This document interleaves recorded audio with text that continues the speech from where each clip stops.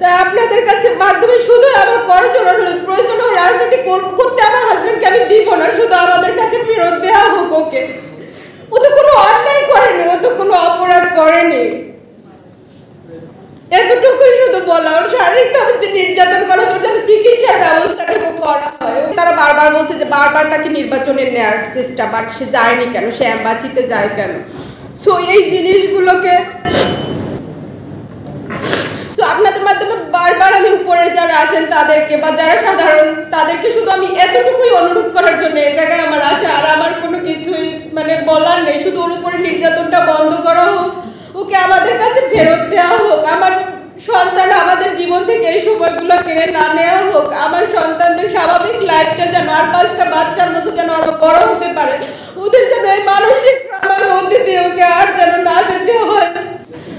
আর 5টা বাচ্চার মতো মিশতে পারে না সব। তারপরেও এই সেই মোল্লাকে যখন ধরে নেওয়া হয় ও পুরাই ভেঙে পড়ে। ও পুলিশ দেখলে এতটা ভয় পেত, পুলিশের কাছে যেত না। যদি একটা গাড়ির শব্দ শুনে বাইরে বের হয়ে সে দৌড়ে চলে আসে। পুলিশ যেন ওর কাছে একটা আতঙ্কের নাম হয়ে দাঁড়িয়েছে। একটা বাচ্চার জন্য যখন একটা পুলিশ সম্পর্কে এইরকম ধারণা নিয়ে সে বড় হবে। যমুনা রেফ্রিজারেটর, খাবার ফ্রেশ তো লাইফ জম্পেশ। ওর স্কুলের টিচাররাও বলে ওরা 5টা বাচ্চার মধ্যে সবার সাথে মিশতে পারে। ওর ভিতরে যে একটা আতঙ্ক ঢুকে গেছে সেটা ও সেটাকে তোকে আমি সাইকোলজিক্যাল কাউন্সিলিংও করানোর জন্য আমি ওকে ডক্টর দেখাচ্ছিলাম। তারপর অনেকটা ইমপ্রুভ হচ্ছিল। এর মধ্যে আবার এই ইনসিডেন্ট, জানি না ওকে আমি আবার স্বাভাবিক লাইফটা ওর ফেরত দিতে পারবো কিনা। তো আপনাদের মাধ্যমে আমি শুধু বারবার অনুরোধ করতেছি আমার হাজবেন্ডের উপরে নির্যাতনটা যেন বন্ধ করা হয়। এই নির্যাতনটা শুধু বন্ধ করে ওকে আমাদের কাছে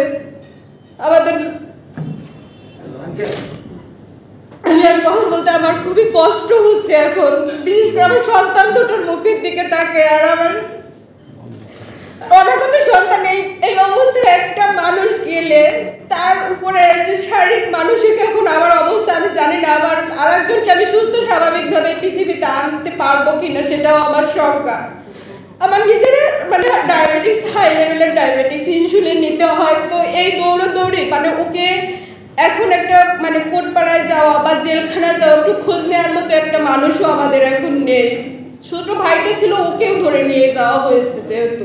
তো আপনাদের মাধ্যমে আমার শুধুই অনুরোধ যেন একটু করা হয়, যেন উপর মহল যারা আছেন ওর উপরে নির্যাতনটা যেন আপনারা আর না করেন, ওর চিকিৎসার ব্যবস্থাটুকু করে দিয়ে। ও তো কোনো চোর ডাকাত নয়, ও তো কোনো খুনি নয়, ও তো কোনো জঙ্গি নয়, ও তো একজন ডাকসুর সাবেক ভিপি, ছাত্রদের হয়ে কথা বলছে।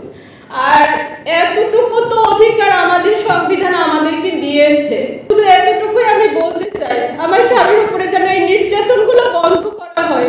ও তো কোনো অপরাধ আর আমার সন্তানদের আমার লাইফের এই সময়গুলো যেন কেড়ে নেওয়া না হয়। ওকে যেন আমার সন্তানরা, বিশেষ করে আমার বড় বাচ্চাটা যখন স্কুলে যায়, হয়তো স্কুলে ও জায়গায় ওই এর আগে কয়েকটা ঘটনা ওর লাইফে ঘটে গেছে। আর 5টা সাধারণ বাচ্চা যেভাবে বড় হয় ওদেরও তো অধিকার আছে সেই সাধারণভাবে বড় হওয়ার, কিন্তু সেটা তো একটা বাচ্চার বা একটা মানুষের লাইফ থেকে কেড়ে নেওয়ার অধিকার তো কারো নাই। তাহলে কি এই দেশে জন্মগ্রহণ করাটাই কি আমাদের পাপ হয়ে গেছে? জানি না। তো আমি শুধু এতটুকুই অনুরোধ করব আপনাদের মাধ্যমে বা উপর মহলে যারা আছেন, শারীরিক নির্যাতনটা আপনারা বন্ধ করুন।